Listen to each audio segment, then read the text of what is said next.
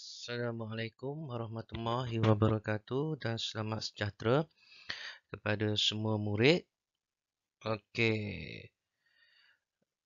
hari ini cikgu nak beri jawapan buku aktiviti jilid 2 Bahasa Melayu tahun 2 muka surat 19. Edit tanda baca. Jadi cikgu nak murid-murid buka buku aktiviti jilid 2 Bahasa Melayu tahun 2 muka surat 19. Cikgu nak kita semak jawapan bersama-sama.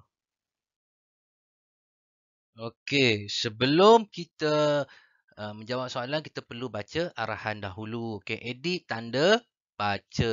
Jadi murid-murid perlu edit tanda baca. Perlu cari kesalahan. Ada kesalahan tanda baca tak pada ayat di bawah ini? Ada teks ini, jadi kita akan cari kesalahan. Kalau ada, kita perlu perbetulkan. Okey, daripada aspek tanda baca. Okey.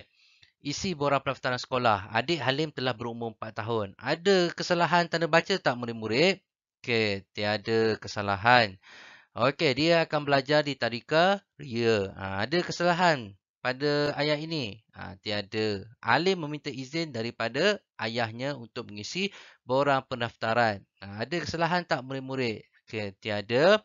Dia mengisikan nama, alamat dan nombor surat lahir pada borang itu. Yang ini ada kesalahan tanda baca. Kenapa cikgu cakap ada kesalahan tanda-tanda baca? Sebab sepatutnya dia mengisikan nama perlu berhenti. Perlu berhenti sebab nama dengan alamat kata nama yang berbeza. Jadi nama berhenti mesti ada.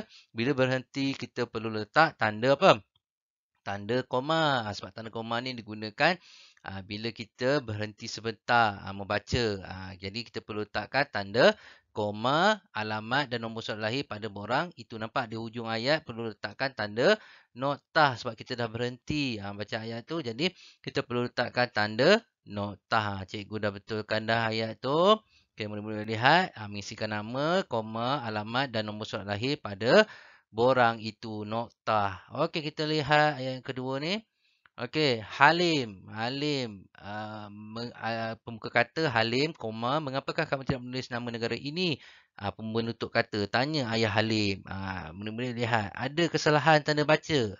Ada, murid-murid. Kenapa cikgu cakap ada? Kerana mengapakah ini merupakan apa? Kata tanya. Nampak dia tanya ayah Halim. Tanya ayah Halim. Mengapakah? Mengapakah ni kata tanya. Bila kata tanya, kamu perlu letakkan tanda. Tanda apa? Tanda soal di hujung ayat ni. Nampak? Sebelum penutup kata. Jadi perlu letakkan tanda soal. Jadi cikgu dah betulkan ayat ini. Okey, kamu lihat. Kata Halim, mengapakah kamu tidak menulis nama negara ini? Tanda soal, penutup kata, tanya ayah Halim, noktah. Okey, kita lihat ayat seterusnya. Pembuka kata, aduhai, saya terlupa. Penutup kata, kata Halim sambil minta maaf daripada ayahnya. Kalau murid-murid boleh lihat, ada kesalahan tanda baca dalam ayat ini. Kenapa cikgu cakap ada kesalahan? Kalau murid-murid boleh lihat, haduhai. Haduhai ni apa, murid-murid? Kata apa? Kata, apa murid-murid? Aduhai ni. Merupakan kata seru. Bila kata seru, perlu ada apa murid-murid?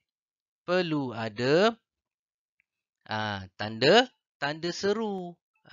Di ujung ayat ni sebelum penutup kata ni. Jadi aduhai saya terlupa. Perlu letak tanda seru. Tapi aduhai bila kita baca, kita berhenti sekejap kan? Bila berhenti sekejap, kita perlu letakkan tanda koma. Aduhai, koma. Saya terlupa. Kata Halim saya minta maaf daripada ayahnya. Nampak?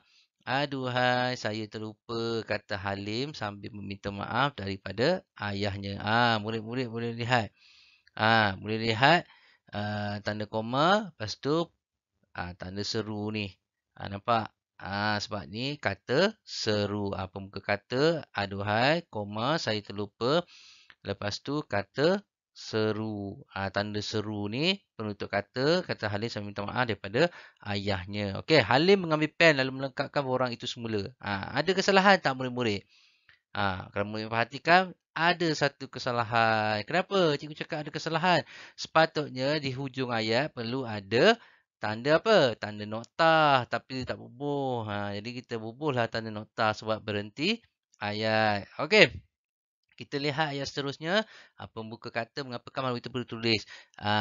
Ada koma, penutup kata, tanya Halim. Betul ke murid-murid? Tanda baca dia. Ada kesalahan murid-murid. Kalau murid tengok pembuka kata dia, salah dia pergi buat penutup kata. Sepatutnya pembuka kata. Lepas tu mengapakah maklumat itu perlu tulis. Mengapakah ni? Cikgu dah beritahu tadi. Bila apa ni kata tanya, perlu ada tanda soal. Mengapakah ni kata tanya. Bila kata tanya, ada tanda soal di hujung ayat ni. Sebelum penutup kata. Jadi tak ada apa ni koma ni kita buang letak tanda soal. Okey, nampak kita letakkan tanda soal. Penutup kata tanya Halim. Lepas tu di hujung ayat dia letakkan tanda apa nokta. Tanda kita berhenti. Mengapa maklumat itu boleh tulis? Okey, kita lihat ayat seterusnya. Pembuka kata maklumat ini penting kerana inilah buktinya kita rakyat Malaysia. Koma, penutup kata jawab Kartini kakak Halim. Dalam ayat ni ada kesalahan. Kenapa cikgu cakap kesalahan? Sebab Malaysia ini merupakan apa? Kata nama khas. Bila kata nama khas perlu berhuruf besar di hadapan awal ayat ni, awal perkataan ni perlu berhuruf besar. Jadi M perlu huruf besar. Malaysia. Jawab Kartini kakak Halim. Jawab Kartini kakak Halim ni kita tak perlu letak tanda koma sebab tak berhenti pun. Terus sambung ayat dia kan. Jawab Kartini kakak Halim. Dan Kartini ni nama apa? Nama orang. Bila nama orang kata nama khas, nama orang perlu berhuruf besar K ni. Okey, jadi kita dah betulkan ayatnya. Maklumat ini penting kerana buktinya kita rakyat Malaysia. Nampak cikgu dah betulkan dah M huruf besar. Koma, penutup kata, jawab Kartini. K huruf besar. Okay, kakak Halim. Okey. Wah, pembuka kata wah, koma, hebat kakak. Penutup kata, kata Halim. Ada kesalahan. Ada kesalahan. Kenapa dia cakap ada kesalahan? Sebab wah ini merupakan apa? Kata kata seru. Jadi perlu ada tanda seru. Wah, hebat kakak.